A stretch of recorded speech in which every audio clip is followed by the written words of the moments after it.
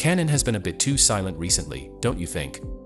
That type of silence typically indicates that something is cooking, as you are aware if you have been observing the trends as we have. But what could it be? Right now, it's pointing in three directions. R6 Mark III, R7 II, and R10 II. These are all names that have popped up recently, but nothing solid yet. So, that's what this video is about.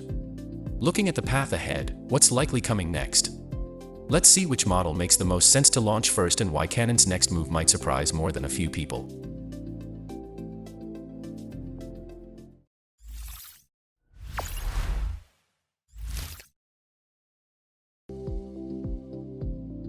So, we are like standing at a three-way crossroad. On one side, there's the R6 Mark III quietly getting ready with a 30-some megapixel sensor. On another, we've got the R7 II rumored, expected, but still nowhere to be seen. And then there's the R10 Mark II, flying low, but due for an upgrade.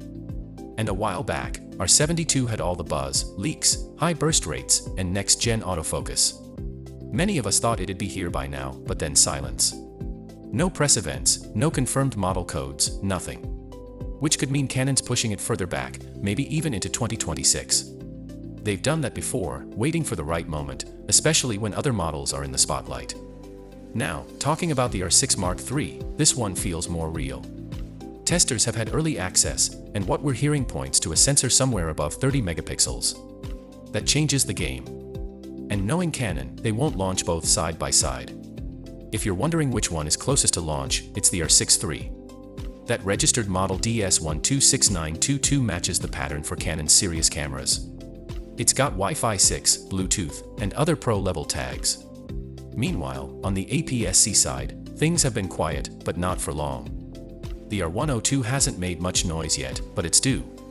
The original R10 launched back in 2022 aimed at beginners with solid autofocus and 4K, but now Sony's working on the R10 II.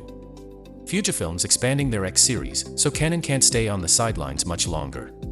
Still, Canon almost never launches two aps-c bodies together. So, if the R7 II drops first, the R10 II will likely follow after. And some of those recently registered model numbers like DS126916 and 6936 line up more with the R10 II. They're showing dual-band Wi-Fi 5, which doesn't scream flagship, but clearly isn't entry-level either.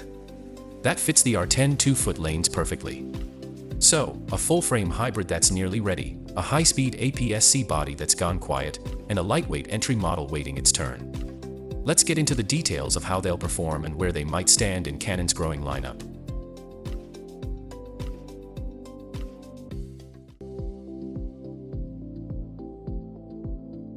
Well, starting with the R6 Mark III, we're hearing it might jump to 30 or even 32 megapixels, which is a nice leap from the 24 megapixels on the R6 II. If that's true, and it's paired with a stacked COS sensor, we'll get better detail, faster readout, and less rolling shutter. That's great for hybrid shooters. But if it sticks too close to the R6 II's resolution, you might wonder if the upgrade's worth it. Now, the R7 Mark II could be the surprise. Reports point to a 40 megapixel stacked aps-c sensor. That's a big bump from the 32.5 megapixels on the first R7, and it puts Canon right up there with Fuji's X-T5. It's great for reach, for detail, and it might do up to 40 frames per second bursts. Only thing, it's going fully electronic. That means silent shooting, but also risks like flicker under artificial lights. Some pros might miss the feel of a mechanical shutter. As for the R10 Mark II, don't expect a big leap. It'll likely stay at 32.5 megapixels aps-c, which keeps things solid for vlogs or travel shots. But the goal here is balance. Cleaner video, better autofocus, and a more refined workflow without pushing price too far. If Canon's pulling tech from the R5 II and R1, then autofocus is about to get a good upgrade. We're talking reliable subject tracking across the board, eyes, faces, animals, even vehicles. That should land on both the R6 III and R7 II, making them much sharper when it comes to fast action or unpredictable scenes. The R6 III could be shooting up to 30 FPS in RAW, which is more than enough for most hybrid shooters. But the R7 III might push it further. Thanks to that stacked sensor, 40 frames per second is on the table. That's real speed, especially for a crop sensor body. Video-wise, the R6 III looks built for creators. You're getting 6K RAW at 60 frames per second, 4K up to 120, and support for pro-level codecs like S-Log3, Cinema Raw Lite, and XFEF. That's not just spec talk.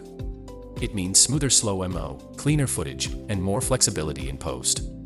Surprisingly, even the R10 II might bring something wild to the table. 4K at 120, 10-bit color, and 6K Pro residential RAW through HDMI, but with a smaller body. We'll have to see how it handles heat and power draw. It sounds exciting, but real-world use will be the test. So, if you're out chasing wildlife or catching action on the field, the R7 III gives you reach and speed without the bulk of full frame. R6 III feels like the go-to for anyone blending stills and pro video work. And the R10 II that could be the light, no-fuss kit for everyday content or travel shooting, something you just pick up and go. When it comes to feel, the R6 III should hit that nice middle ground. Comfortable grip, sharper EVF, flippy screen. It just works whether you're shooting video or photos. The R7 III might feel more pro-like with a chunkier grip and better balance for long lenses, but if Canon drops the mechanical shutter, flash work could get tricky. Meanwhile, the R10 II keeps it light and simple, easy to carry, easy to use, great for travel or someone just starting out. So, while R6 III blends versatility, the R7 II goes for power, and the R10 II sticks to the basics. So, here's where we land after all that. Canon's next move. It's probably not just one camera. The R10 Mark II feels like the easiest win. Light update, low risk, and it keeps the entry crowd in the loop. But the R7 II, that's where things get interesting. If Canon wants to fire back at Fuji's X-T5 or Sony's newer aps-c lines, this might be the one that swings hardest. Then there's the R6 Mark III. That's the wild card. If Canon brings stacked sensor magic or pushes 6K RAW into that body, it could shake up the hybrid game for real. But that also means price climbs, and they'll need a story that sells it. Either way, Canon's silence won't last much longer.